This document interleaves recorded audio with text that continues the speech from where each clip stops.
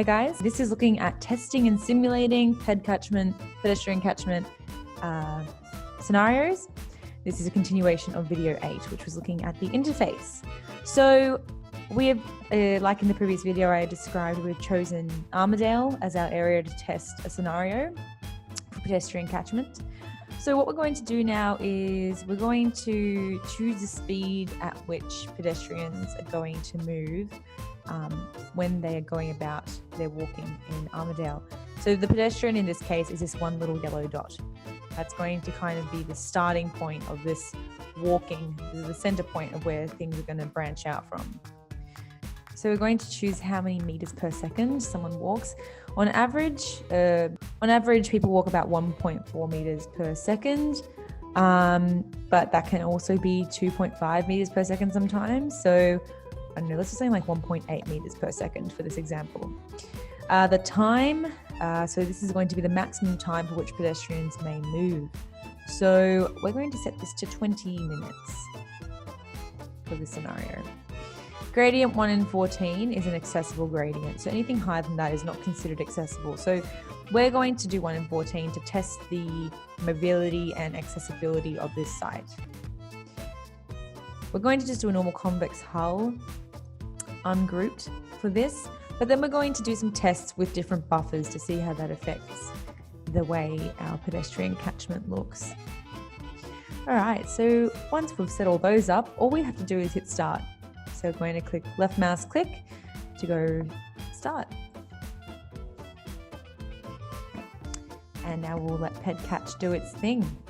All right, so we'll notice as it gets started, it draws out these initial rings which show the extents of this 20-minute walking time. And so essentially this little yellow dot is a center point, and it sends out all these little arrows to the different paths for accessibility around the site. Here we have this little timekeeping thing. It shows you how much time has passed. So currently it's been 4 minutes. So within 4 minutes, this is how far you would be able to get so far in Armadale within 4 minutes. So you cover quite a bit of ground in 4 minutes. Armadale is said to have had a very high walkability. So it's good to see that actually happen. So currently people have been walking for about 10 minutes and we've already reached a really far distance. So starting from Armadale Station, we've now been able to make our way to Melbourne Central, the shopping centre, and making our way to Cabrini, to Paran even. So it's a very easy walkable kind of area, which is really good to see. And so branching out into Toorak after 11 minutes. And these little pointers here show us how long it's been and how much distance has been travelled. So by clicking on them, you can get that data. So the little semicircular type of shaped things, they indicate where the path has stopped. And so they're where the path has stopped. The pointed triangles, they indicate that the path is continuing. So it gives you that indication, that extra level of analysis and detail. So our 20-minute scenario test has been completed. And this is the distance where we're able to travel. So the darker the colour is, the closer items are, and the lighter it gets, the further away they are. So the arrows here to show us the direction in which you would be travelling. All of these pedestrians have travelled, so the arrows indicate the travel path direction. The dots indicate the area that has been travelled, and the kind of semicircle little symbols indicate where the path has stopped. So these kind of help you kind of analyse this a little bit further. And obviously the dark blue down the centre shows the immediately accessible areas, and as it gets lighter, that means it's further away. So what we can do now is actually download this as, say, a GeoJSON Waze file. And if you were to download downloading the GeoJSON file means that then if you had QGIS, you could put this type of file into QGIS, update the paths in QGIS, and then drag that data back into PedCatch to update the paths in here, and then simulate again this scenario Unfortunately, due to the technology restrictions at the moment with current isolation, I don't have access to QGIS. However, it is something that can be done. What we're going to do now as well is we're going to test out the buffer offset tool to see how we can change the way the paths work. So offset buffer, we're going to make that 25 meters. And we're going to make sure everything's good to go. Yep.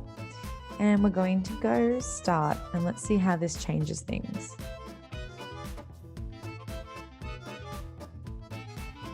So as we can see here, it's creating an offset buffer of 25 meters. So it's allowing us to see the way that the streets and the pedestrian paths can actually bleed into the adjacent lots and building footprints.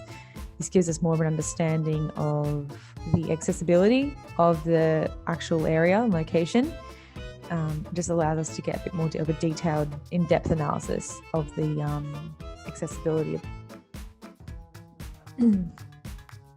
So we can now see here the 25 meter buffer distance and how that's affected our pedestrian catch. So if we zoom in,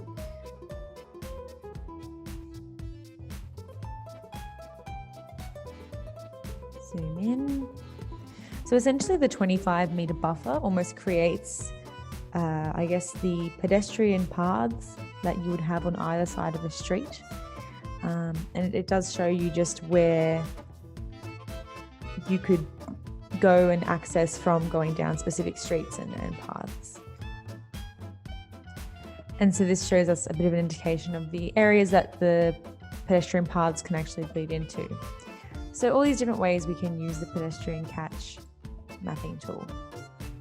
So that concludes the 2 videos on pedestrian catchment, looking at how we use it and how we can export the data.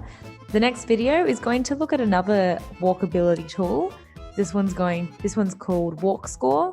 It's very straightforward, and a lot of people use it just to get an idea of when they're purchasing a new home, the kind of area they're going to be moving to. What's great is Walk Score can also be used for international locations as well. So both pedestrian and Walk Score are both national and international applicable tools, whereas Auran is very much just for Australia. So it's good to be able to know a bit about, ones that you can use for international application and ones that are only in Australia.